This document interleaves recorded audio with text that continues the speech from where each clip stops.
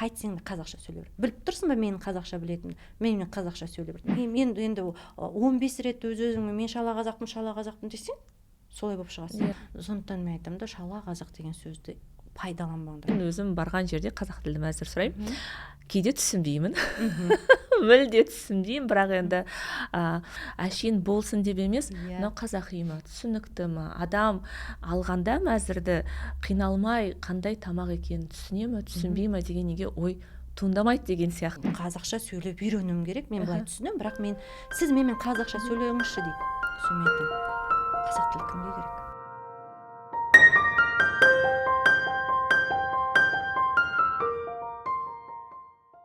Сәлем достар, Ой детокс әлеміне қош келдіңіздер. Ой детокс таныс ойға тың көзқарас беретін подкаст. Өздеріңізбен аман-есен жаңа эпизодта естісіп, көрісіп жатқаныма қуаныштымын. Әдеттегідей менің эпизодыма, менің подкастыма әлі жазылмаған болсаңыздар, міндетті түрде жазылыңыздар. Өйткені YouTube-тың жалпы подкаст платформаларының алгоритмдері солай жұмыс істейді. Неғұрлым мені көп адам қарап, лайк басып, пікірлерін қалдырып жатса, соғұрлым одан да үлкен аудиторияға таралуға мүмкіндік береді. Сондықтан сіздерде бірнеше ғана секунд уақыттарыңызды алады, ал менің жобам үшін, мен үшін бұл өте маңызды.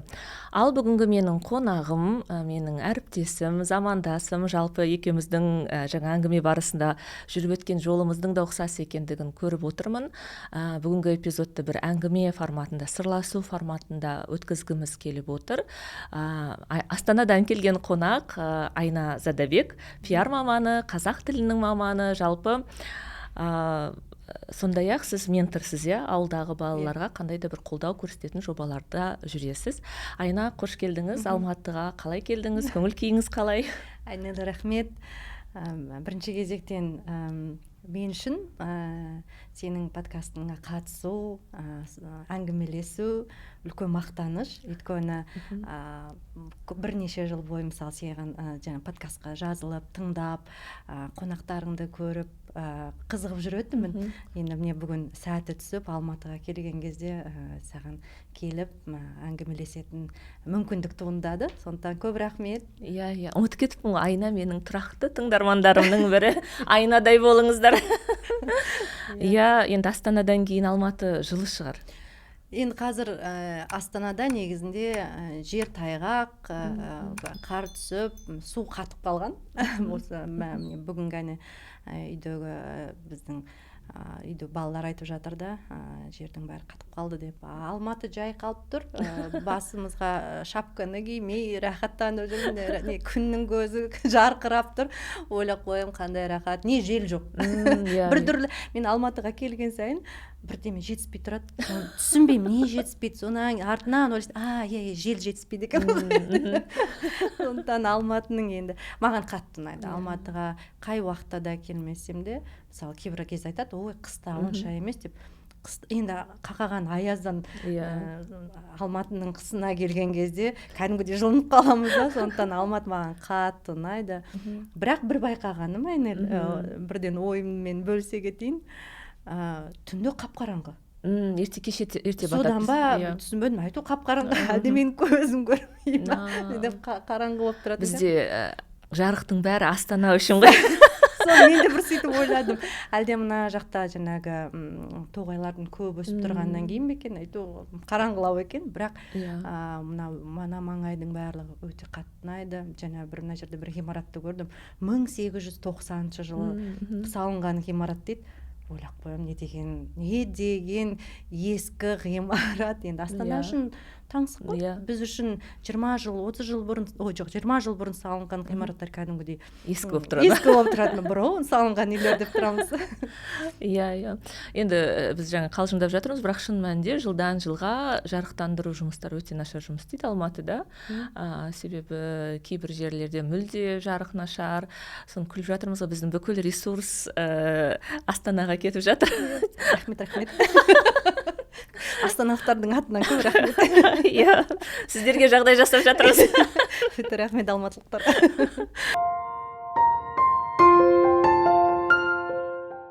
Айна, біз жаңа айтып жатырмын ғой, екеуміздің жүріп өткен жолымыз ұқсас сияқты деп, себебі мен де енді мысалы кезінде Алматыға арман қуалап келген студенттердің бірімін. Сосын пиар маманы қызметкерін атқардым. Кейін мысалы осы подкаст саласына келдім. Бірақ жаңадан Алматыға келгенде де қызметке араласа бастағанда да тіл мәселесі алдымнан шыға берді. Өйткені мен қазақ тілді отбасыданмын, Таразданмын, және келгенде таң қалғаным, елдің бәрі орысша сөйлейді. Мен 18 жасыма дейін, енді бұл жерде бірнеше рет айтқанмын, Жамбыл облысынан ұзап шығып көрмегенмін. Жамбыл облысында бәрі қазақ тілді, тіпті біздегі орыстар да қазақша сөйлейді. Сонда Алматыға келгенде қызық деп бір ерекше әсер еткен есімде. Кейін жұмысқа тұратын кезде де осы тіл мәселесі шықты. Сізде жағдай қалай болды? Мысалы, сізде енді пиар саласының маманысыз ғой. Тіл мәселесі алдыңыздан шықты ма, шықпады ма? Иә, енді қазіргі уақыттан алып айтсақ, мысалы, қазір мені екі тілді маман деп айтады. Екі тілді, қазақша, орысша, еркін жазатын деп бәрі қызығады. Бірақ та бұның артында кәдімгідей жылаған, стрессқа түскен жағдайлар өте көп болған. Бұл орыс тіліне байланысты. Мен өзім Шығыс Қазақстаннан, Зайсан ауданында ауылдан шыққанмын, Қарабұлақ деген ауылдан. Таза қазақ ауылы. Біздің ауылда мысалы орысша сөйлеп қойсаң, кәдімгідей сөйлейтін. Сен өзінше болып кетіпсің деп. Енді ол кезде бұрынғы замандар ғой. Одан кейін былай сөйлеуге менің былай тілім жақсы болды, еркін орысша сөйлей беріп. Бірақ грамматика, жаңағы сауаттан қателер өте көп кететін. Оның бір себебі, менің мамам орыс тілі әдебиетінің мұғалімі ғой. Содан басқа мұғаліммен немді тексермейді, орыс тілінің әріптестері ғой. Содан мен айтам ғой, біреулер ойлар енді мамасы жаңағыдай мұғалім, орыс тілінің сабақ берген жол болды деп. Мен де керісінше. Яғни соның кесірінен мен орыс тілінде сауатсыз болдым. Енді Астанаға Қарағандыға барым бар. Қарағандыға оқуға түскен кезде, ол жақта енді қазақ тілді тәп-тәуір. Бірақ Астанаға келген кезде, пиар маманы болған кезде жаным қиналды. Кәдімгідей. Өйткені енді біздің салада мен ойлаймын, кішкене бір қатыгездікте байқалатын сияқты да, андай бір қате жіберіп жіберсең, мәтінде, жаңағы хаттар жазасың, байланыс орнатқан кезде. Сол кезде бір қате кетіп қалса, кәдімгідей көзіңді шұқып көрсетеді. Соны енді қазір мән бермеймін, бірақ сол кезде мен деген 3 күн кәдімгідей уайымдап стрессте жүретінмін, жыларман болып жүретінмін.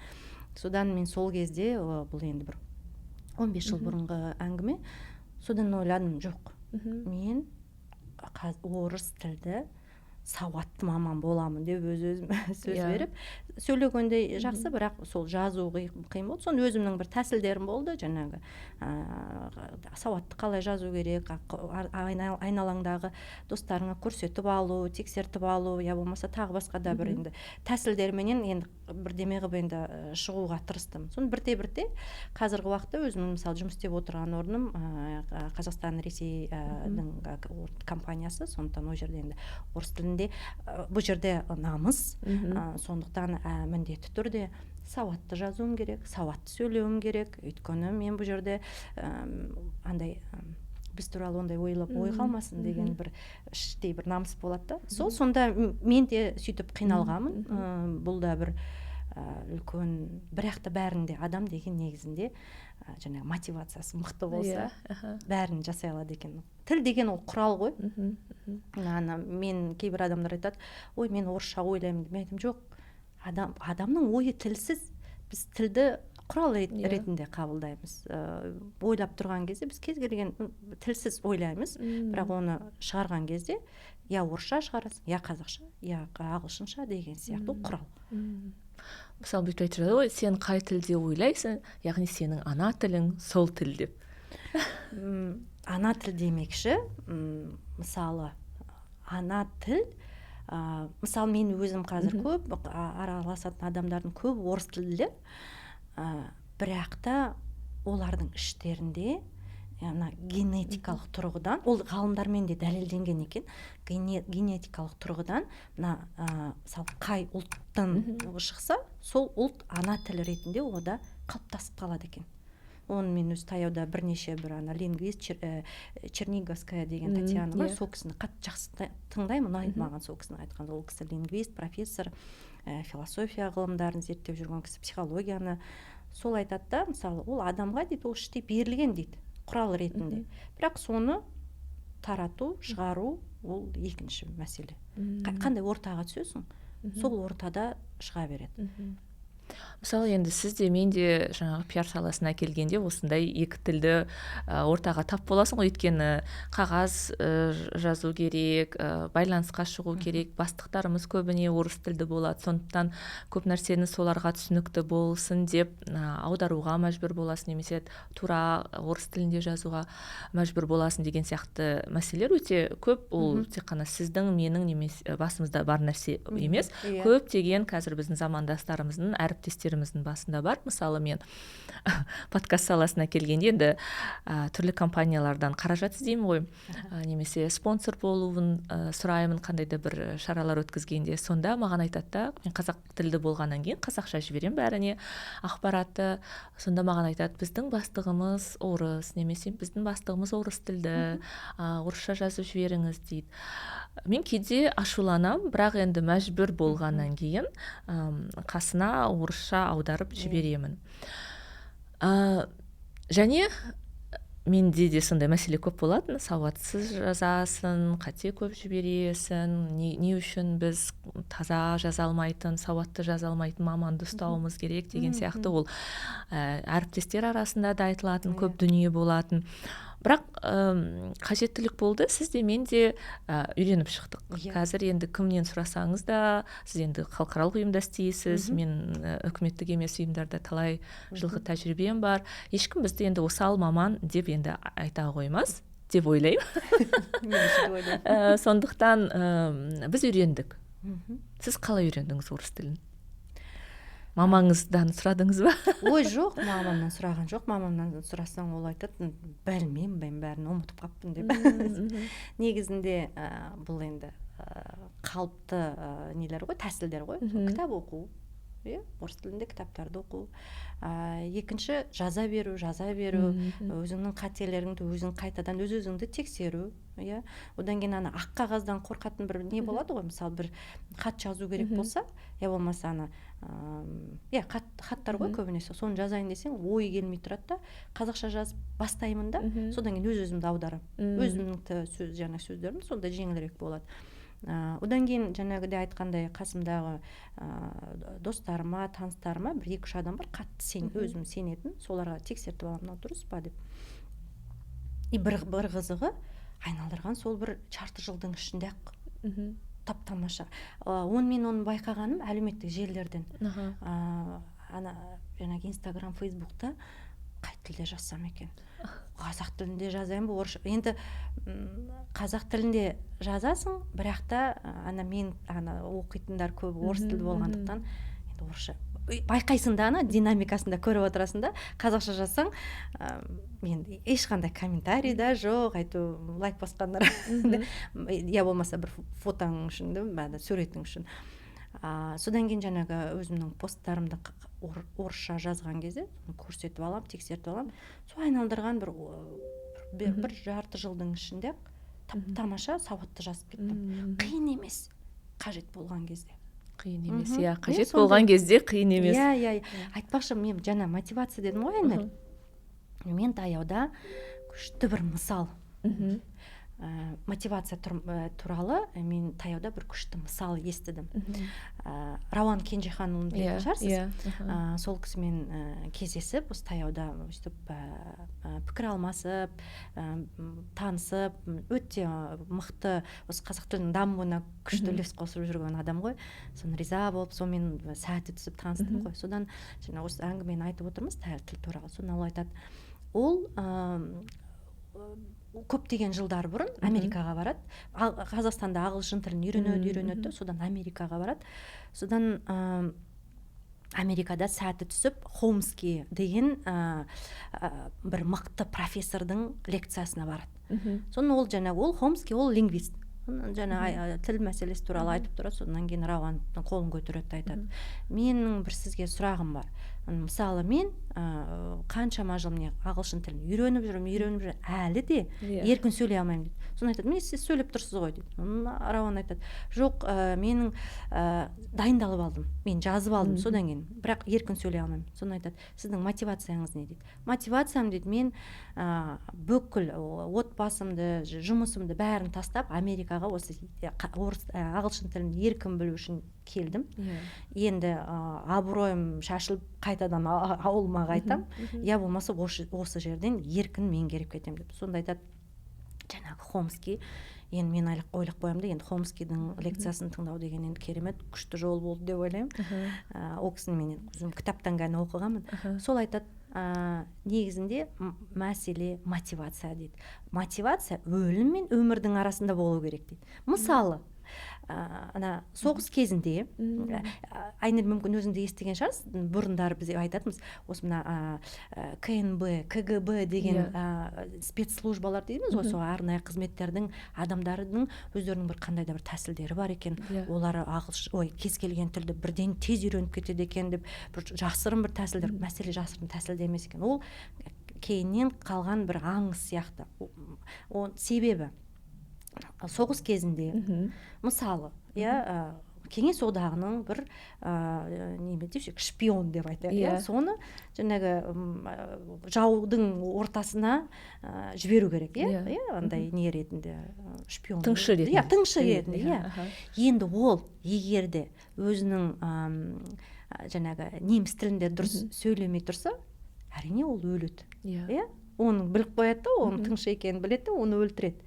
Сондықтан ол мәжбүрлі түрде тез арада басқа тілді үйреніп алады. Тура сол сияқты, сол жаңағы сол кезде, мысалы, соғыс кезіндегі немістердің да, мына дейміз бе, дұрыс айтып отырмын ба, мына Совет үкіметіне жіберілген кезде, сол жерде де олар енді мында келген кезде орыс тілінде еркін сөйлемесе, онда олардың жау екенін біліп, ол бірден атылады. Сонда Хомскийдің айтып отырған осы: сіздің тілді білуіңіздегі мақсатыңыз, мотивацияңыз өлім мен өмірдің арасында болса, онда сіз тез уақытта жан керек болғандықтан, жан тәтті болғандықтан үйреніп кетесің дейді. Күшті мысал. Күшті мысал, Мен мысалы ойлап жатырмын да, қалай орыс тілін үйрендім дегенде, мен жақсы мектепте оқыдым негізі Таразда. Бізде енді мектепте білесіз ғой, сол кезде де көбінесе коридорда орысша сөйлейтін. Мен енді ауылға барып келіп оқитынмын, демалыс күні ауылға барамын, кәдімгі оқу күндері мектепте оқимын. Сондықтан мен әлбетте менің басым сөйлеу тілім, ойлау тілім, жазу тілім қазақ тілі болатын. Жұмысқа тұрғаннан кейін әрине маған есімде бір жағдай болған. Бір маңызды жобада біз брошюра сияқты шығардық. Сол жерде мен тексермеген ғой негізі, көп қате кеткен, ол үлкен аудиторияға тараған. Сосын маған әлбетте енді ренжиді бастығым, өте қатты ренжиді. Сол кезде, мысалы, менің ойымда бәрін тастап жұмыстан кету деген мүлде болмаған. Мысалы, басқа біреу болса айтатын бетін, бәлкім мен құрсын лайықты емеспін, кетуім керек, орнымды босатуым керек деп. Мен келе жаттым да, орыс мектебіне, гимназияға, осы Алматыдағы біріне кірдім да, жолдың бойында біздің жұмысқа жақын орналасқан орыс тілі мұғалімін тауып, сол кісіге айтты, маған грамматикамды жақсартуға көмектесіңізші деп. Сол, мысалы, 3 ай сол кісіге барып жүрдім. Жалпы айтады, ол сен жақсы сөйлейсің, бәрі бар, тек қана жазуда енді қиындықтар кетеді деп. Сөйтіп үйренгенім есімде, жаңағы ол қажеттілік болды, себебі мен жақсы жерде жұмыс істегім келді, жақсы компьютерімнің болғанын қаладым, айлығымның жақсы болғанын қаладым. Сондықтан мен қиналдым, өзім ұстазды таптым, бірақ мен үшін ол нонсенс болды да, не үшін мен Қазақстанда жүріп осындай мәселеге тап болуым керек деп. сіз де енді мысалы сондай қажеттіліктен үйреніп қазір мамансыз, қазақ тілінен көптеген адамдарға сабақ бересіз, мотивация бересіз, бағдар бересіз. Неге бізде қазір тәуелсіздігіміздің 30 жылында сондай мотивация алатын қазақ тілін үйренуге деген жағдайлар әлі болмады деп ойлайсыз? Күрделі сұрақ, Айнель. Иә, өйткені сіз 3 айда үйреніп алдыңыз. Мен де енді бұл енді әрине адам жылағысы келетін сұрақ та, шынын айтқан кезде, әсіресе мені қазақ тілді мамандар үшін. Бірақ та мен ойладым, бұл сұраққа жауап бере алмаймын шын айтқан кезде. Шын жауабы жоқ менде. Бірақ менде өзімнің бір шешімім бар. Мен айттым, жарайды. Болған іс болды. Осы уақытқа дейін жағдай осылай екен. Мен не істей аламын? Мен де ішім ашиды, мысалы, қаншама араласып жүрген кезде, араласатын адамдар, мен сол тілдеріне шорқақ болып тұрады да, қазақ тілінен. Соны мен ойладым да, мен не істей аламын? Оны өзімнен бастаймын. Мен онда, мен егер де қазақ тілін біліп тұрған маман болсам, онда мен бөлісейін, мен үйретейін. Жарайды, мен қазақ тілінің филолог, журналист болғанымен, пиар маманы болғанымен, мен енді бір қазақ тілі пәнінен сабақ беретін мұғалім емеспін ғой. Бірақ менің басқа нем бар, жаңағы күшті жағым бар. Ол жаңағы ментор ретінде адамды сөйлету, оның іші бауырына кіріп, оның өзіне еркін сезініп, тілінің шығуына. Мен өзімнің андай сондай ерекшелігім барын білдім де, соны ойладым. Мен солай көмектесейін бұдан да. Сөйтіп, осы жаздың кезінде сондай бір не жазып жібердім, хабарлау бердім бір чатта. 50-ден астам адам хабарласты. Шошып кеттім. 1 сағаттың ішінде тоқтаңдар, мен бәрін қамти алмаймын ғой. Енді сонда менің түсінгенім біріншіден ол қазақ тілін үйренгісі келетін адамдар өте көп. Екінші мәселе, қазақ тілін үйренгісі келетін адамдар жаңағындай нелерге барады ғой, орталықтарға. Бірнеше адамнан кәдімгідей дәлел ретінде айтып отырмын, нақты не ретінде де дәлел. Бірнеше орталықтарға барады, қазақ тілін үйрету орталықтарында. Үлкен кісілер, карьерада жүрген адамдар, оларға айтады, партаға отырғызады, жаңағы қазақ тілінің грамматикасын үйретеді. Ол айтады, жоқ, маған сөйлеу ғана керек дейді. Және жай ғана тілді шығарғысы келеді. Үшіншісі, орта, біз өзіміз қазақ тілділер не істейміз? Біз аламыз да, орыс тілді адаммен сөйлесіп тұрсақ, ол кім болса да, сол ауызшаға ауысып кетеміз. Содан мен түсінгенім, мен айтамын, бірінші кезекте, мысалы, жаңағы маған адамдар келеді, орыс тілділер, мен айтамын, сен неге қазақша қаншалық қиналсаң да, қазақша сөйлей бермейсің? Ол бір мысал болды. Мен әріптесім бар жұмыста, сол қыз айтады, Айна, мен болды, мен міне қазақша сөйлеп үйренуім керек, мен былай түсінемін, бірақ сіз менімен қазақша сөйлеңізші дейді. Соны мен айтамын, қазақ тілі кімге керек? Саған керек. Сондықтан сен мен қанша жерден орысшаға ауысып кетіп отырсам да, өйткені менің миым қиналғысы келмейді да, өйткені мен үшін қазақша керек емес. Сөйлеудің қажеті жоқ, біліп тұрмын, сондықтан мен айтамын, саған керек болғандықтан, мен қанша жерден орысша сөйлей берсем де, сен менімен қайтсең қазақша сөйлей бер. Біліп тұрсың ба менің қазақша білетінімді? Менімен қазақша сөйлей бер. Тура сол сияқты бәріне сөйтіп айтамын да. Сонда 3 мәселеде бұл жерде жаңағындай үйренгісі келетін адамдардың саны өте көп. Тіпті қазақ еместер өте көп, маған хабарласқандардың ішінде. Одан кейін кәдімгідей іштері ашып, жүректері ауырып, балаларының және қазақ тілін жақтырмай жүргендерін жыларман болып айтып келген адамдар бар. Кәдімгідей жаның түршігеді. Кейбір адамдар бар, олар айтады, менің атам, әжем қазақ тілінде маған сөйлеп, мен соны сағынам деп жыларман, жан түршігеді соларды тыңдаған кезде. Соларды ойлаған кезде, міне, осы үшін, яғни осыны ұстау керек те, осы себеп үшін қазақшаны үйренем деп ұстану керек. сонда мотивация ғой жаңағыдай айтып отырған. Сондықтан жаңағы сұрағыңа жауап берген кезде әркім өзінен бастау керек. Иә. Айту керек та, мысалы, әрқайсымыз, мен екеуміз қазақ тілді маманбыз, тағы біз өзіміз уағыздап жүруіміз керек та, өзіміздің әріптестерімізге, қазақ тілді, орыс тілділерге емес. Олар онсыз да қиналып жүр. Мен таяуда тоже бір қызық әңгіме болды.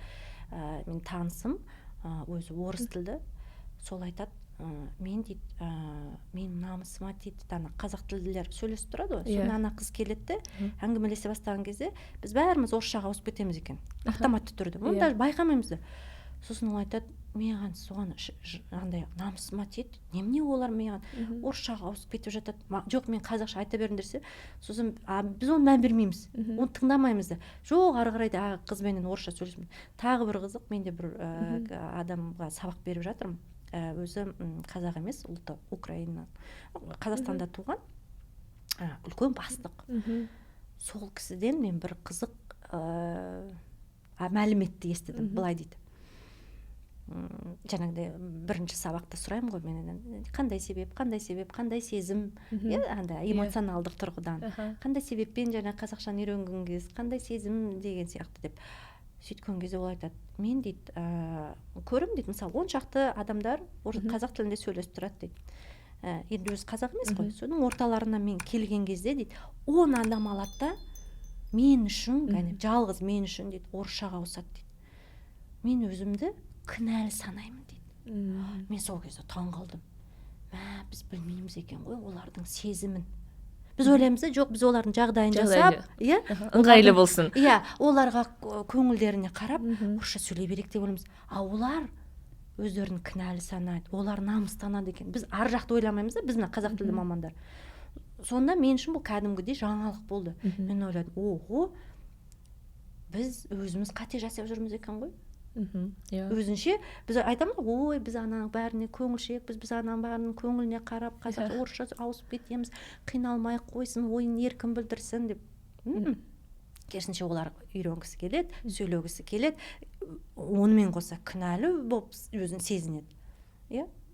Сонда біз яғни оған жағдай жасауымыз керек, керісінше. Айта бер, сөйлей бер, дұрыс деп, сондай. Сол. Мен тағы бір байқайтыным, мысалы, дүкендерге барасың ғой, сонда киім алайын деп кассаға келгенде немесе тапсырыс берейін деп атқанда, екеуара өздері қазақша сөйлеп атқан мамандар саған бұрылады да, как будете платить деп, мысалы, автоматты түрде. Мен айтамын да, қыздар, мен де қазақпын ғой, неге маған орысша сөйлейсіңдер деймін да. Сонда біздің көптеген адамдардың басында қызмет көрсету саласы орысша болу керек деген ой тұрма, немесе алдымызда тұрған адамның басым бөлігі орысша біледі, сондықтан соларға ыңғайлы болсын деп ойлаймын. Мен сол феноменді әлі түсінбеймін да. Өйткені оның алдында ғана ол қыздардың емін еркін, кәдімгі қазақша сөйлеп, қазақша қалжыңдап тұрғанын көремін. Айнель, менің ойымша бұл бар ғой, әдет, жаман әдет. Просто біз сол әдеттен арылуымыз керек та. Енді қаншама жылдар бойы, енді тіпті қанша уақыт деуге болады, бір ғасыр десек болатын шығар, шамамен. Енді біз сол процесте болдық та, енді кәдімгідей ол сүйегімізге сіңіп кеткен әдет, енді соны қазір шығарамыз. Оның ар жағында енді терең бір проблемалар жатыр ғой, жарайды, енді оның бәрін қазбаламай қояйық. Тағы бір мен сенімен бір ойымды бөліскім келеді. Мен бір гипотеза, дәлелсіз әзірге, бірақ дәлелін іздеп жүрмін. Мен өткен жолы айттым, қазір философия несінде, Евразия университетінде философия пәні бойынша магистратурада оқып жатырмын. Өзім сондай ризамын соған барғаныма. Өйткені тақырыбым бірінші кезекте диссертациям ол кросс мәдени қарым-қатынастардың ерекшеліктері, аксиологиялық ерекшеліктер, құндылықтар деген сөз. Соның ішінде мәдени код, культурный код дейміз ғой, мәдени кодтың ерекшелігі, қазақтың ұлттық коды, мәдени коды не деген сияқты. Сол тақырыпты кәдімгідей зерттеп жүрмін. Мен ары қарай да одан арман зерттегім келеді, өйткені бұл күшті тақырып, керемет. Содан бір өзіме бір гипотеза таптым, ана адамдармен жаңа қазақ тіліне сабақ беріп жүріп, сол жерден бір не табылды. Өзім үшін бір байқағаным, жаңағы орыс тілді балалар келеді ғой, балалар болғанда енді үлкен кісілер ғой, балалар енді оқушылар деп қойсаңызшы. оқушыларым деп қояды дейді. Солармен енді шын айтқанда кәдімгідей компаниялардың басшылары, енді біз шамалас үлкен қыздар, жігіттер, енді жоғары дәрежелі, мысалы, солар келген кезде, содан мен айтамын, бірнеше мысал бар. Бір жігіт, ол Америкаға барады да, өзі орыс тілді, Америкаға барады да, жаңағы 1 жыл ағылшын тілін үйренеді, одан кейін ары қарай жаңағы оқуын оқиды. Соны айтады, мен сұрамаймын ба, бір кездесу кезінде жаңағы менің сабақ беруім туралы әңгімелесіп отырған, мен айтамын, қандай себеп болды сіздің қазақшаға, дәп қазір қазақша үйренгіңіз келгенге қандай себеп болды десем, мен осылай жаңағы шетелге бардым, Америкаға бардым, сол жаққа барған кезде мен қазақша сөйлегім келіп кетті дейді. Араласатын кейбір жігіттер қазақ тілді, соларға айттым дейді, жігіттермен қазақша сөйлесіңдер дейді. Қызық екен. Сол тағы бір мысал. Тағы бір жігіт бар, ол зерттеу институтында, экономика саласында. Ол жігіт Оксфордта оқыған. Сол айтады, мен жаңағы, ол да айтады да, шетелге қазақ жігіт қой бірақ. Бәрі қазақтың балалары, иә. Менде бірақ адам қазақ емес. Ол айтады да, мен жаңа шетелге барған кезде қазақша сөйлегім тұрады дейді. Содан мен ойлаймын, мысалы, Айнель, біздің қандастарымыз, олардың қазақшасы қандай таза. Қанша жердің, қай елде, қай мемлекетте тұрмас, қандай ортада, қанша аз сан болса да, олардың қазақшасы таза. Біз олардан үйренеміз да, біздің шуар, шала бір тілімізден емес, олардың сондай әдемі, таза сөйлегендер, қандай әдемі, ол бір. Екінші жаңағы не деуші еді, дәлел. Үшінші дәлел, байқайсың ба, біз өзіміз шетелге барған кезде біз айтамыз да, қазақша сөйлейікші. Сонда осы 3 фактордың негізінде мен өз-өзіме мынандай гипотеза жасадым, бірақ бұл ешқандай ғылыми тұрғыдан әлі дәлел жоқ. Мен соны зерттеп, іздестіріп жатырмын. Бәлкім дәлел мүмкін табылған да шығар. Бар болса комментарийда айтып. Культурный код дедім ғой, жаңағы адамның мәдени кодтың ішінде ол тіл. Біздің әртүрлі, соның ішінде тіл де ол біздің мәдени кодымыз, ұлттық кодымыз. Сон код, егерде мынандай бір нейробиологиялық тұрғыдан қарасақ, көзімізге бір генетикалық, бір қандай да бір клетка сияқты бір көзімізге елестетеді, ол жабық қалпында.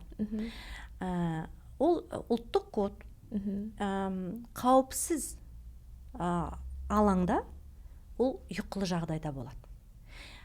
Егерде ол қандай да бір қауіпті алаңға түскен кезде, ортаға жойылып кету қаупі, я болмаса өзгеріп кету, жаңағы кірігу, өзгеру деген сияқты, трансформация қауіп қой. Бұл мысалы психологиялық тұрғыдан да айтуға болады. Сол жерге келген кезде ол жаңағы несі ашылады. Кодтың шифровкасы ашылады, шифры ашылады. Ол не айтып отырмын, бұл менің гипотезам. Ашылады. Сол кезде қауіп төніп тұр, біз жоғалып кетуіміз мүмкін, сондықтан деп қайтадан ұлттық код оянады. Тіл формасында. Тіл формасында, әртүрлі формада, енді дәп мына тіл. Мысалы бізде Қазақстанда қауіпсіз орта ғой. Орысша сөйлесең, ешқандай қауіп жоқ. Былай қарапса. Бірақ та соңғы уақытта бұл өзекті. Қайтадан туындап жатқан себебі геосаяси мәселелер, жалпы әлемдегі болып жатқан дүниелер, және де адамдардың шыдамдылығы таусылған уақыт, соның барлығы қауіптер ғой. Соның барлығы міне қайтадан кодтың оянуына себеп болып жатыр. Соны мен ойладым, бәлкім шынында да бізде ұлттық кодтың оянып жатқан себебі содан. Сонда гипотеза.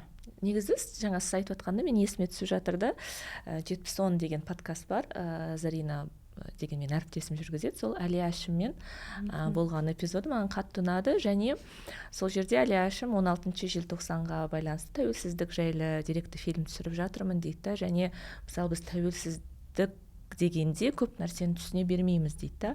Ал шын мәнінде елдерден сұрай бастасаң, неге алаңға шықтың, неге сол жерде сондай бір жағдай орын алды дегенде, тіл жойылу мүмкін деген бір қорқыныш пайда болды дейді да. Яғни триггер ол тіл болды дейді. Міне сіз айтқаныңызда мен сол сұхбат есіме түсіп жатыр да. Өте жақсы болған әңгіме, кейін уақытыңыз болса міндетті түрде қараңыз. Мен үшін мысалы ой салған, бір жаңа көп мәселеге жаңадан қарауға мүмкіндік берген, және қазір сіздің айтып жатқаныңызда сол есіме түсіп жатыр да. Параллель бар сияқты. Сон тағы бір мысал, Ақтауда бір сапармен Ақтауға барып, бір қызбен таныстым.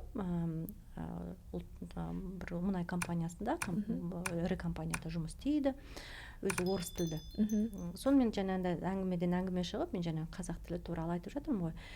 Ол айтатын, ой, мен үйренгім келеді, қатты үйренгім келеді. Сосын, жарайды деймін, ары қарай әңгімелесіп отырып, сосын ол айтады да, маған дейді, мынандай жағдай әсер етті дейді. Бір күні ол қыз таксиге отырады. Таксиге отырған кезде такси жігіт ана қыздың орысша сөйлеуіне кәдімгідей ашуланады да, кәдімгідей ана қоқаң-лоққылық көрсетеді екен. Соны мен ойладым дейді, ол мынау қазір мені ана машинадан шығарып ұрып тастайды, я болмаса бір жаққа барып өлтіріп тастап, өйткені сондай қорқыныш, үрей пайда болды дейді да. Содан кейін мен ойладым дейді, өзінің қызы бар, мен ойладым дейді, мен қызым екеуміз, егерде біз осы жақта қаламыз, тұрамыз, өмір сүреміз десек, әрине, онда мен қазақ тілін білуім керек деп. Сонда үрейден туындап отыр да. Енді бір жағынан бұл жерде енді қуанатын жағдай емес, дегенмен де енді сондай жағдай болып жатыр. Енді жақсы болсын, жаман болсын, әр нәрсенің өзінің бір енді себептері туындап жатыр да. Менше енді бұл тіл деген әркім өзінің көкжиегіне, деңгейіне қарай өзінше күрескер ғой. Мысалы сіз осындай жолды таңдадыңыз, жаңағы қасымдағы адамдарға, сұрауы бар адамдарға тілді үйретумен қазақ тілінде контент жасаймын деген сияқты. Кейбір адамдар бізде енді агрессивті жолды таңдайды. Оған да енді мен өзімдік көзқарасым бар, бірақ енді оны айтпай-ақ қояйын. Бізде жалпы айына мен эпизод жазамын деп жаңа таныстарым айтып жатырмын ғой, сөйтсем айтады да, қандай тақырыпта жазасыздар деп. Мен тіл мәселесі десем, көбісі айтады, Құдай-ау, жауыр болған тақырып дейді. 30 жылда бізде тіл үйренем десе кімге кедергі жасапты дейді. Ол түрлі excuses дейді ғой, жаңағы сылтаулар дейді, тауып алады адамдар жаңағы жерде. Ол маған қазір қажеттілік жоқ, маған методика жоқ, жаңағы мен келсем сендер өздеріңмен орысша сөйлеп кетесіңдер деген сияқты, көптеген сылтауларды айтады дейді. Бірақ шын мәнінде менде ондай оймен де келсем, 30 жылда 30 тіл үйреніп алуға мүмкіндік бар да, былай қарасаң. Сондықтан көбінесе жаңа қазақ тіл жайлы талқылаулар болып жатса, қазір әсіресе деколонизация жайлы, мен соңғы кезде бір бойымда қандай да бір шаршау бар сияқты бұл тақырыптардан. Мезі болған мен үшін тақырыптардың бірі. Онда пікірімді білдірейінші. Әрине. Біз жалықпауымыз керек та. Біз шаршамауымыз керек. Егерде біз өзіміз сөйтіп айтсақ, біз өзіміз қазақ тілділер сөйтіп айтатын болсақ, бітті, біз жеңілдік деген сөз. Біз жаңағы орыс тілділердің жағдайын түсінбейміз. Олардың жанын қиналып жүргенін түсінбейміз. Мен өзім көзім көріп отыр да, олармен терең сөйлескен кезде жыларман болады. Сонда ойлайсың да, жоқ, мен мысалы үш ұйықтасам да түсіме кірмеген. Мен қазақша үйретемін деген ой болмаған ғой. Бірақ мен соңғы өзі бір 2-3 жылда бір қалайда сондай өз туындап кетеді. 2 жыл емес, осы жарты жыл ғана болды ғой. Содан ойладым, жарайды, мен қазір кейде болсын өзімнің үлесімді қосып жатырмын. Бірақ та ойладым, жоқ, мен бір 4-5 адамға үйреткеннен қанша не шығады, Соны мен ойладым, жоқ, мен масштабқа кетуім керек. Ойладым да, шын айтқан кезде бұл қазақ тілді мамандар үшін мамандар емес, қазақ тілін жақсы білетін кез келген адам үшін кәдімгі бизнес. Вот мен бізді тыңдап отырған қазақ тілді адамдарға айтар едім, бұл кәдімгі бизнестің көзі, шын айтам. Енді сынамайтын шығарсыздар деп ойлаймын, өйткені бір жағынан сұраныс бар, өте жоғары сұраныс. Екінші жағынан сізге де мотивация болады. Үшінші жақтан бұл жерде біз сол арқылы адам ақша төлеген кезде, біз міне 30 жыл бойы шын айтқан кезде тегін курстар ашылды, мемлекеттен қаражат бөлінді, барлық жағдай жасалды, былай да тоқпақтап, былай да әке көке деп ешқандай формат жұмыс істемеді. Онда басқа форматқа ауысайық, онда ақша төлеттіріп. Неге айта кетейін, мысалы менің қазіргі беріп отырған ұсынысым бағасы өте қымбат. Соны мен айтам, ішімнен өзім айтам да, неге? Бұл да маған оңай болған жоқ. Енді адам өзі дайын болмаса, бірден бір жоғары бағаны қоя салу деген.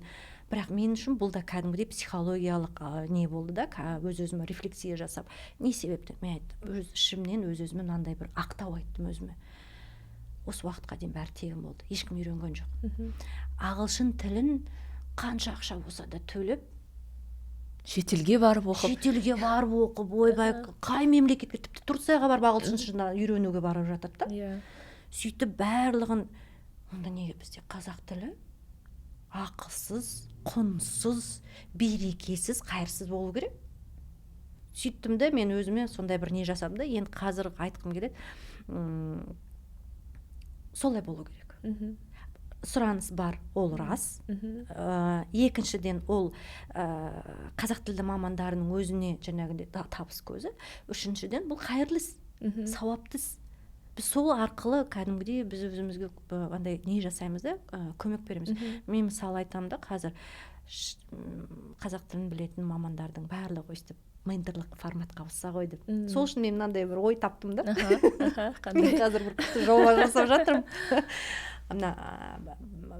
Мысалы ұлттық компанияларда, үлкен ірі компаниялардың көбі орыс тілді ғой, әсіресе біздің Астанада андай мемлекеттік органдар аздап болсын енді екі тілді болып, акиматтар қазақшаға ауысып жақсы болып келе жатыр. Бірақ ұлттық компаниялар, халықаралық компаниялардың бәрі енді таза орысша, енді өкінішке орай. Сол жерден мен мынандай ойладым да, мен қазір сол компанияларға ұсыныс жасаймын.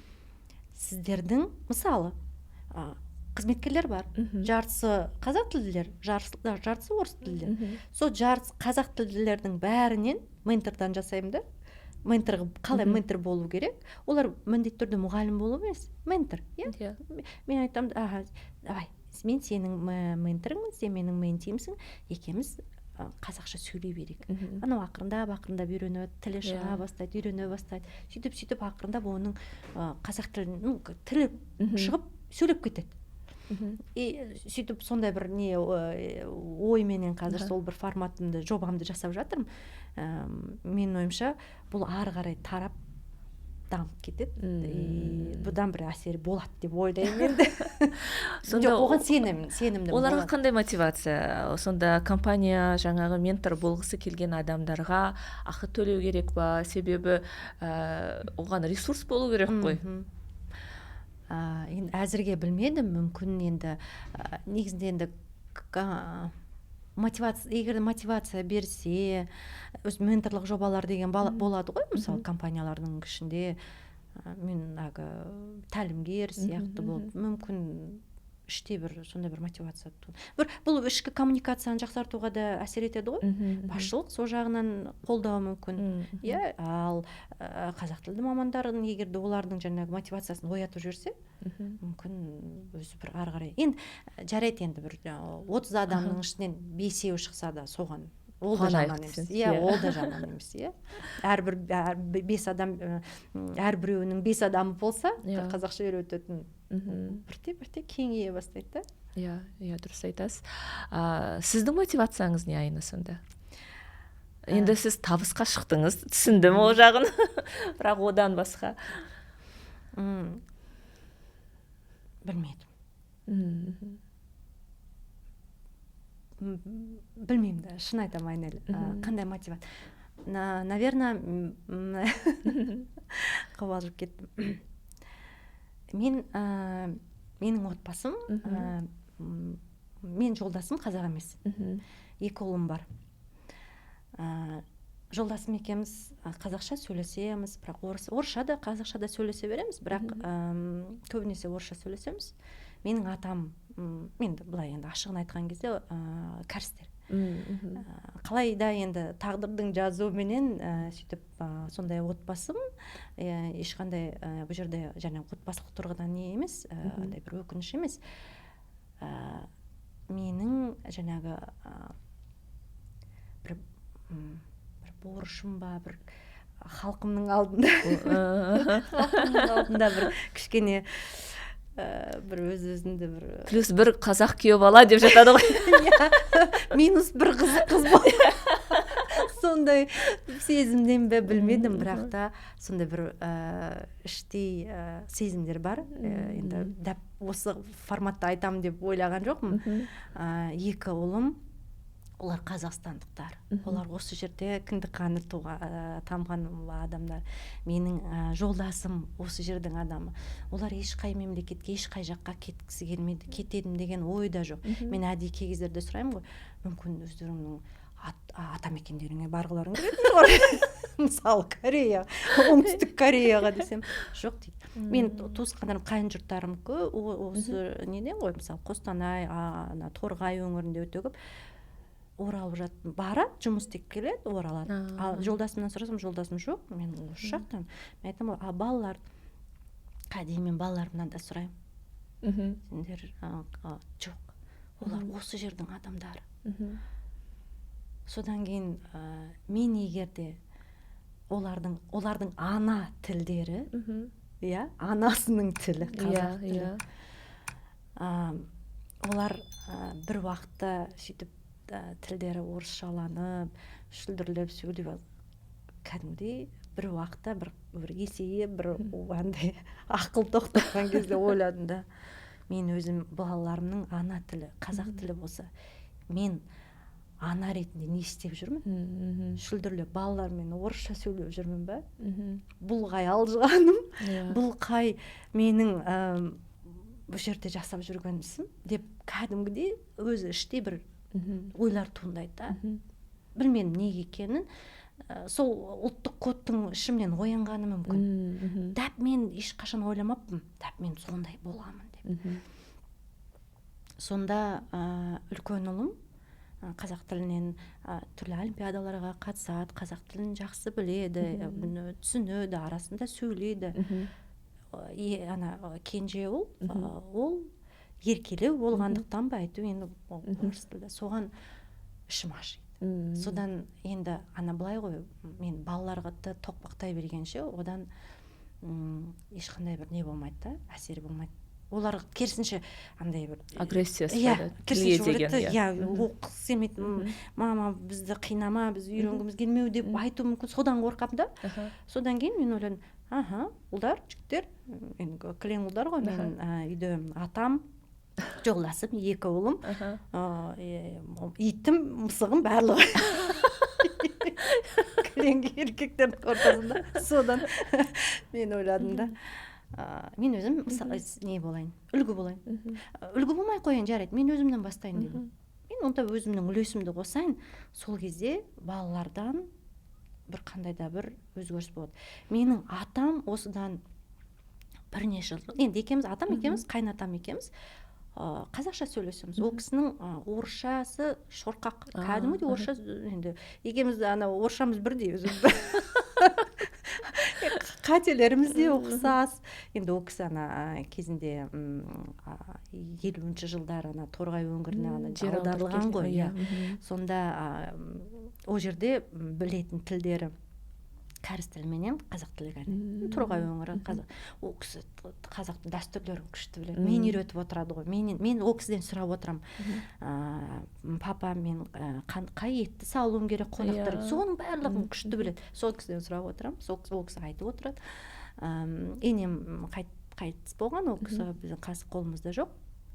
Содан ол кісі айтты да, Айна, балалармен қазақша сөйлең, балаларыңды қазақша үйрет деді ғой.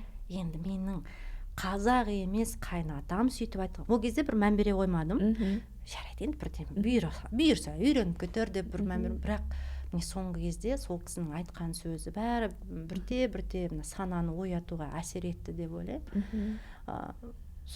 Қазір мысалы менің ұлдарым мақтанады, мен оларға мақтанып айтамын. Ой, мен сендердің мамаларың деген кәдімгі бизнесмен күліп айтамын да. Сондай қызық. Тіл үйрететін таныстарым өте көп. Және осы тіл жайлы айтқанда мен айтамын ғой, енді мен тіл үйрететін таныстарым да көп та, тіл үйренгісі келіп жүретін таныстарым да өте көп, және тіл үйренгісі келіп жүретіндердің айтатын уәжі қазақ тілінде әдіснама жоқ, методика жоқ, бәрі қиын. Мысалы ағылшын тілін қарасаң бәрі оңай, бәрі жүйелі, ал қазақша бәрі қиын дейді. Қазақ тілін үйрететін таныстарымның айтатыны, әрқайсысына әртүрлі әдістер қолданады. Себебі олар да айтады, әдіс жоқ, бірақ біз өзіміз бейімдейміз, ыңғайлаймыз, жасаймыз деп. Сіз Айна қандай әдіс тәсілдер қолданасыз? Өзіңіз жазып шығасыз ба? Оқулықтарыңыз бар ма? Негізі менде де сол. Менде дайын тұрған бір әдісті тапқан жоқ, бірақ бар, оның барлығы бар. Мен өзімнің жолыммен жүрдім. Өйткені мысалы қазір өзім ағылшын тілін үйреніп жатырмын да. Сол жерден қарасам, мысалы, маған не керек ол жерден? Өз-өзімді еркін ұстану, жаңағындай эмоционалдық бір жақсы бір жағдайда отырып сөйлеу, соның барлығы қазақша тілдің шығуына, ағылшынша тілдің шығуына ықпал етеді екен. Сол бір форматтарым бар. Одан кейін психологиялық, енді қызыққан тақырыбыңыз. Иә, оның жаңағы мысалы келіп отырған жаңағы оқушы, оның қандай да бір саласы бар. Әртүрлі форматтарды пайдаланамын. Мысалы өзімнің тәжірибем бойынша кей кездерде мен журналист боламын да, ол сұхбат беруші болады. Мен оған әдейілеп өзінің тақырыбы бойынша сұрақтарды қоямын. Кей кездерде қазақ тілді кеңес одағы кезінде шыққан, мысалы менің атым Қожа, Қыз жібек, Бандыны қуған Хамит деген бір әдемі, қазіргі фильмдерде емес, сол кездегі фильмдерді көріңдер деп не берем, тапсырмалар берем. Телефондағы нелерді түрлі қосымшалар бар ғой, Каспийдан бастап ақырындап ауыстырады. Сөйтіп түрлі тәсілдерді біртіндеп интуициялық тұрғыдан берем. Бірақ та қалай да өзінің бір алгоритмі пайда болды, әсер етіп отырған. Дәлел ретінде, мысалы, мен байқаған, мысалы, алғашында адамдар келген кезде, жоқ, мен қазақша сөздерді білмеймін. Мен түсінем, бірақ түк сөйлей алмаймын. Мен қобалжың, қорқам деп отырған адамдар, үшінші сабағымда, біз аптасында бір-ақ рет кездесеміз, 1 сағаттан, үшінші сабақта маған кәдімгідей қазақша жауап беріп отырады. Бірақ өзі білмейді. Өзі сезбейді, өз-өзіне сенбейді. Содан жаңағы бір өстіп сабақ өтіп жатыр, содан мен ол кісіге сұрақ қоямын қазақша. Ол жауап береді қазақша. Содан мен айтамын, түсінбей қалдым, сонда былай ма деймін. Иә, солай, содан ары қарай түсіндіріп, өзінің тақырыбы ғой. Ары қарай сұрақтарды содан кейін айтамын, байқадыңыз ба? Сіз маған 40 минут бойы қазақша жауап бердіңіз. Жоқ, мен әлі сөйлей алмаймын. Мен қалай сіз сөйлей алмаймын дейсіз, егерде сіз менімен 40 минут қазақша сөйлеп. Жоқ, мен әлі сөздерім жоқ. Қалай сіз сөзді қорым аз деп айтасыз, егерде мен сізді толыққанды түсініп отырсам деймін да. Соны тағы бір қызық Айнұр. Адамдар айтады да, былай мынандай бір қателіктер бар да, мен қазақ тілін үйрену үшін жаңағы сөздік қорымды көбейтуім керек деп келеді. Мен айтамын, жоқ. Бар қор, сол сөздік қорыңыз сіздің былай. Оның сіз тіпті ойламаған жерден сөздердің шығатынына мен сізге 100% кепілдік берем деймін ғой. Шында да солай болады. Сонда айтамын да, пассивный, мысалы ағылшын тілінде де айтады ғой, пассивный сөздер бар ғой, сол мына жақта қалып тұрады ғой. Соның барлығы бүйтіп шығады. Біздің ортамыз, мысалы қазақ тілді қай жерден тыңдаймыз, естиміз, қазақша сөздер десеміз, біз ойламасақ та, есте сақтауды тырыспасақ та, мидың барлығы, мида барлығы сақталып өтеді. Тағы да Черниговскаяда айтайын, ол кісіні айтып отырмын, көп тыңдаймын. Сол кісі айтады да, мидың бір ерекшелігі дейді. сұхбаты бар. Сол жерде айтады, мидың ерекшелігі кез келген ақпарат сен оны түсінсең де түсінбесең де, ойласаң да ойламасаң да, ол ақпараттың барлығы мида қала береді. Керек уақытта, қажетті кезде ол шығады дейді. Соны ол айтады да, сондықтан дейді, жастарға, бір студенттердің алдындағы беріп жатқан лекциясында айтады да, сондықтан қандай ақпаратты қабылдап жатсыңдар, соған мән беріңдер дейді. Сол сияқты, мысалы, ол қазақ ортасында қазақи сөздерді естіп, мысалы, тіпті әуежайда отырған кезде, я болмаса, мысалы, самолетта отырған кезде, барлық жерде қазақша. Фонменен. Соны мән бермейміз да. Соның барлығы қалып жатыр, кіре береді. Ол тағы бір дәлел, айтып отырмын, украиндық жігіт, қазақ емес. Сол кісі өздері бұрыннан нелер қаншама жылдар, енді аталарынан бері осы қазақстандықтар Қостанай өңірінен. Соған мынандай сұрақ қойдым, ол кісінің енді қазақшасы енді одан да аз. Мен соған сұрақ қойдым, сіздің кеңсеңізде, маңайыңызда не көріп тұрсыз деп сұрадым. Соның маңайына қарап, кітап, сурет деп, енді қарапайым сөздерді айтып жатыр да, содан бір кезде бүйтіп қарап тұрды да, тоқта дейді. Мен оның кабинетін көріп отырған жоқпын, өйткені мен зумдамыз ғой. Тоқта дейді, мен түсіндім ішімнен. Бір ғана орысша айттым да, бір ғана әріпті ауыстырсаңыз, дұрыс айтасыз деді. Былай ойланып, тоқта, сосын тақта деді. Соны менің түсінгенім, ол тақта деген сөзді қашан естіді? Ол 4-5 сыныпта естіді. Содан бері қанша жыл өтті? 30 жыл, 35 жыл өткен. Ол үлкен кісі, үлкен жігіт. Сонда, енді одан кейін тақта деген сөзді қайдан естуім мүмкін? Мен ойлаймын, тақта деген сөзді ол одан кейін ести көрмеген шығар. Сонда, сақталып қалған ғой. 10 жастағы сөз сақталып қалған. Дәлел, яғни сөздің бәрі қалады. Сонда мен келесі тапсырма берем. Мен айтам, енді барлық нелерге жаңа методика демекші. Мен айтам да, енді міне 2,5 айға бағдарламаға кірдің бе? Енді тапсырма. Күнделікті қазақша сөзді көрсең қара. Мынандай сөз екен. Жаттаудың қажеті жоқ деймін. Мына жерде қазақша бір сөз естідің бе? Естіп тұрмын деп. Мән беріп, орысша айтқанда осознанно дейді ғой. Мән беріп, қарап, түсініп, жаттаудың қажеті жоқ, бірақ соған мән беріп жүр деп айтамын да. Сол әсер береді. Өйткені біз автоматты түрде біз мән бермейміз, бірақ оның бәрі толып жатыр. Соны ол айтып қойды да, тағы бір нелерім айтады да, бізде кәдімгідей көп екен ғой. Билбордтарда қарасам, қазақша жазылып тұр екен ғой. Ана жерге қарасам, қазақша екен ғой. Деп кәдімгідей көздері ашылып жатады да. Сонда дәлел ғой. Яғни шында да мына көзіңді ашып, зейініңді ашсаң, бәрін көресің. Барлығы дайын тұр, орта дайын тұр. Ой, біз Қытайда, я болмаса тағы бір басқа бір елде жүріп қазақша үйреніп жатқан жоқпыз ғой. Дайын тұр. Таксистпенен келе жатсың ба? Мен қазақша амандасып сөйлеп бастап кет. Бітті, ол деген тоқтамай сөйлейсің. Күштілеп тұрып, ол көмектеседі. Мысалы, я болмаса дүкенге бардың ба? Кассада тұрған адамменен қазақша сөйлеп кет. Біреуден бірдеме. Дегенде сәлеметсізден басташы. Бітті. Ол қазақ тілді болса автоматты түрде ол кетіп қалады. Сондықтан здравствуйден емес, сәлеметсізден бастаса өзі. Қазақ тілді болса, ол бірден қосылып кетеді өзі. Тіпті қазақ тілінен шорқақ адам болса да. Айтпақшы, Айнел, шорқақ демекші. Кетіп жатыр да. Айта берді. Шабытым ашылып кетті. Тағы бір айтайын дегенім. Мен содан кейін маған келетін адамдарға айтамын ғой. Өзіңді шала қазақ деп атама деймін. Олар айтады, ой, мен деген негізінде асфальтный қазақпын дейді, я болмаса шала қазақпын дейді ғой. Мен айтамын, бүгіннен бастап саған кәдімгідей тапсырма, ешқашанда өзіңді шала қазақпын деме деймін. Ол өйткені кәдімгідей адам өзін-өзі сендіріп тастайды. Сендіріп тастайды ғой. Мен енді 15 рет өз-өзіңе мен шала қазақпын десең, солай болып шығасың. Я болмаса тағы басқа мысал ретінде ол психологиялық тұр ғой, тағы да бір формат. Сондықтан мен айтамын да, шала қазақ деген сөзді пайдаланбаңдар қазір. Мен өз бүкіл жерде қазір сөйтіп айтып жүрмін да. Айтпаңдар. Или болмаса біз де айтпауымыз керек, анау шала қазақ деп. Шала қазақ деген жоқ.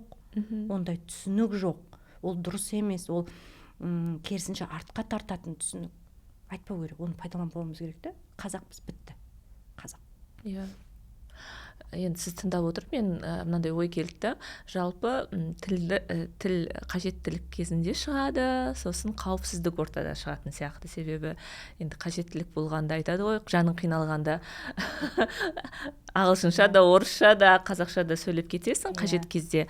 Екіншіден қауіпсіз орта, мысалы енді бәріміз тіл үйрендік, өлді дегенде ағылшын тілін үйренетін адамдар көп арамызда. Сол кезде мен байқаймын да, өзімнен байқаймын. Егер мен ана кісі маған күледі, маған тиісіп сөйлейді, қатемді бетіме басады десе, менде бір ол енді психология болуы мүмкін, сасқалақтап, сенімсіздік танытып, ойым шашырап, қатенің үстіне қате жасап, сүріне беру деген нәрсе көп болады. Ал мен мысалы ағылшын тілін үйренгенде соңғы мұғалімім өте бізде сенім байланысы мықты болды да.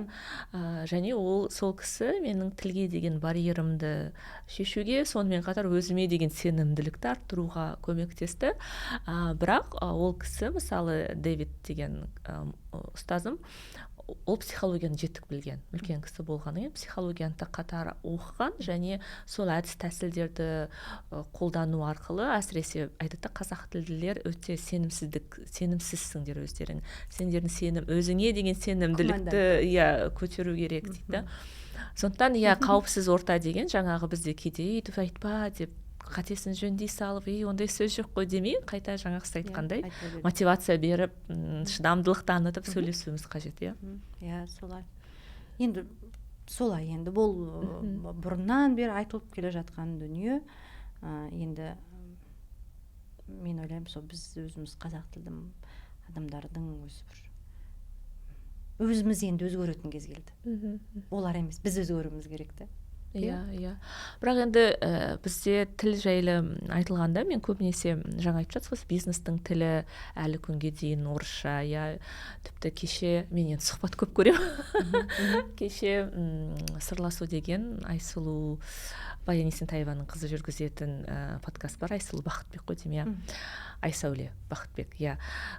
Соған инсайдер деген агентствоның басшысы келіп тұр, пиар агентство. Ол жерде жаңағы түрлі инфлюенсерлерді, микро-макро инфлюенсерлердің бағасын қосып жарнама жасағанда тартады соларды. Жаңа шараларға барады, тапсырыс берген елдердің продукциясы жайлы айтады. Және сол жерде Айсәуле сұрап жатыр да, мен мысалы сіздердің агентстволарыңызда тіркелгенмін, осы уақытқа дейін бірде-бір жарнама қазақ тілінде келмеді. Сізде қазақ тілді инфлюенсерлер бар ма? Неге сіз қазақ тілді жарнаманы талап етпейсіз деген? Анау кісі айтады, білмеймін дейді. Себебі ол үшін ол бизнестің құралы болмай тұр да. Оған келген бизнеста 50-50 болсын, немесе маған қазақ тілді инфлюенсер тап деп атқан жоқ. Немесе ол өзі де біздің позиция мынандай, міндетті түрде екі нарыққа бірдей кіресіз деген талап жоқ. Яғни ақша оған келіп жатыр, сұраныс бар қызметіне, басын қатырғысы келмейді. Сондай сияқты жағдайлар. Мен ойлаймын, бизнес тілі қазақша болмай, сосын жаңағы саяси воляны не дейді, Құдай-ау, политическая воля деп айтып жатамыз ғой, саяси жігер, саяси ерік болмайынша, меніңше енді сізбен біздің жайлап осылай жасап жатқанымыз енді тағы 100 жылға созылуы мүмкін деп ойлаймын да кейде. Пессимистік көзқарас. Айна оптимист бізде. Мен бүйтіп артқа Айна шаршама. Әлі де жоқ, мен ойлаймын да, бұл жерде керісінше сол саяси ерік емес, адами жауапкершілік болу керек та. Өзімізден бастамыз керек,